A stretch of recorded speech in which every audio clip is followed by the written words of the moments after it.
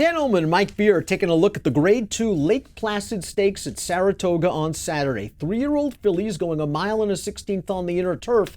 It's carded as race number 9 on Alabama Saturday. Your typical Saratoga Saturday card. Great betting opportunities abound. Get involved with a DRF Bets account. Sign up. Get a $100 deposit match. Let's meet the 3-year-old fillies in the Grade 2 Lake Placid Stakes. Got a main track only horse on the outside, which means the Chad Brown's got the 2 morning line favorites in the race, and that's the number 5 Regal Glory, the number 4 Blowout. Let's begin with the former. Regal Glory won a 3-horse race last time. I chatted all 3, by the way, in that Grade 3 Lake George, and Regal Glory got a very clever ride, I thought, from Louis Saez. He was 3 wide going into the first turn, and I'm thinking you're 3 wide in a 3-horse field. He eventually took him back, attacked on the outside. She was able to get the measure of Blowout that day.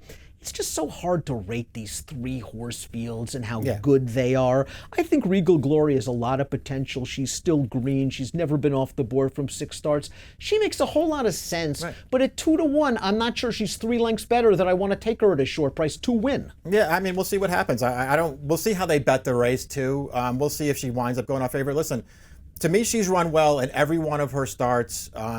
You know, she did what she had to do last time, and she managed to defeat her 2 stablemates, even though I believe she was the longest shot on the board in that race, and now she's the morning line favorite.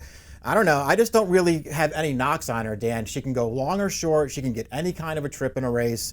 And I do think she may even still have more forward potential. I just think she's a good horse. The 4 Blowout's about 1.25 lengths away from being a perfect 5 for 5 in her career. She made Concrete Rose run in the Florida Oaks in her second lifetime start. She had all kinds of trouble when she lost the Memories of Silver by a head to Feel Glorious, who we'll get to in a little bit. But where was the excuse last time out? 3-horse field, you make the front, you get loose, and you get run down. That wasn't very promising. Yeah, I mean, I didn't see the excuse for her either. But as you say, those 3-horse fields are pretty tough to rate. You know, I don't know. She's obviously a nice horse. She has some excuses along the way for her races.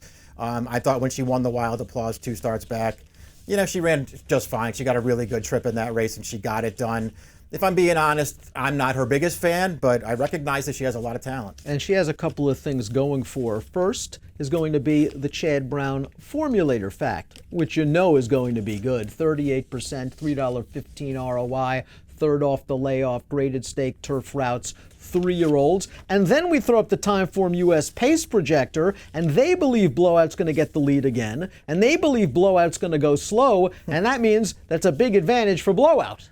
Yeah, I mean, maybe she'll win. You know, the pace I think is pretty tough to discern in this race. I don't know where everybody's going to be early on. You know, maybe Blowout will be on the lead.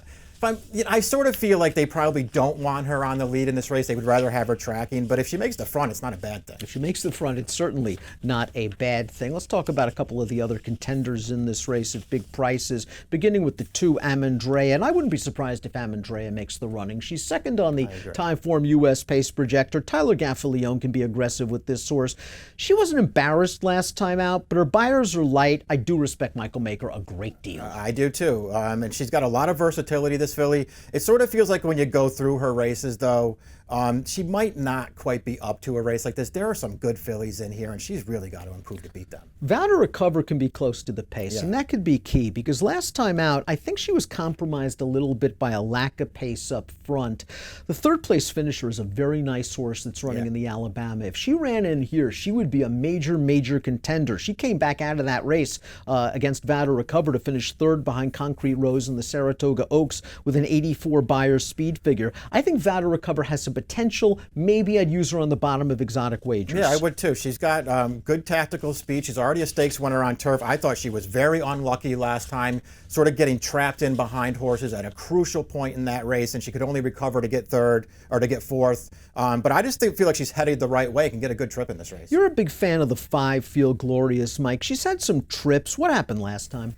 I didn't really feel like anything happened last time. You know, she ran the fastest figure of her career, and I think it's the worst race she's run since she's gotten over here. She just didn't fire in that race for whatever reason. So maybe that's a bad sign, but I think she's better than that race shows. I think she has a real chance to rebound with a better performance in here, and I actually like her getting out around 2 turns in the race. I think it's going to help her. Now, Wildlife is cross-entered in the Grade 1 Del Mar Oaks. She is your selection in that race.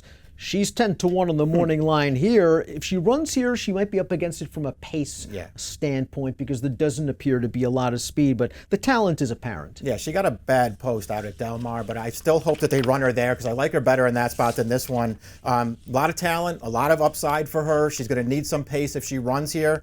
But I won't be surprised if she runs well if this is where they decide to stay. Another horse that's going to need some pace is our top selection in this race, and that is the number 1 Varenka, who's always hinted at being a good horse. Yeah.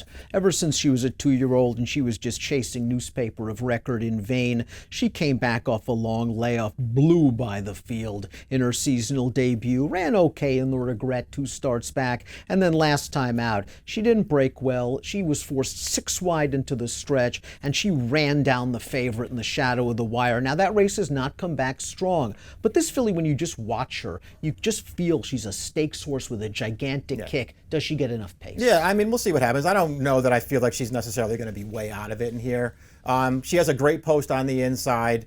Everything else that you said about her, I obviously agree with. She looked like a stakes horse as a 2-year-old, and they ran her in a bunch of those races. She didn't break her maiden until May. But she did it really impressively. I thought she had a big excuse in the Regret when she got caught in traffic behind a slow pace and finished really well. And the thing that I like most about her last race, Dan, is she had post 10. She actually got a really good trip and ride from Jose Ortiz because he didn't lose any ground with her into that first turn. That was basically a 2-horse race. The runner-up in that race was a Chad Brown filly who just ran a huge race on debut. And Varenka came and ran that horse down in the stretch. I really thought she ran well last time. I think she's going to be tough to beat in here. I'm using Varenka over the Chads. 1, 5, 4, and 6. Give me numbers. Yeah, I like the one Chad, Regal Glory, more than the other, but I can see either one of them winning. And I'm going to also throw Feel Glorious in there because I think she will rebound. I went 165. We'll see if Varenka can kick him down in the Grade 2 Lake Placid. 3-1 on the morning line for Graham Motion. It's the Grade 2 Lake Placid Stakes on Alabama Saturday at the Spa. Get involved with that DRF Bets account. Get involved with that $100 deposit match. Learn more, drf.com/bet. Approximate post time for the Lake Placid, 5:26 Eastern. Good luck.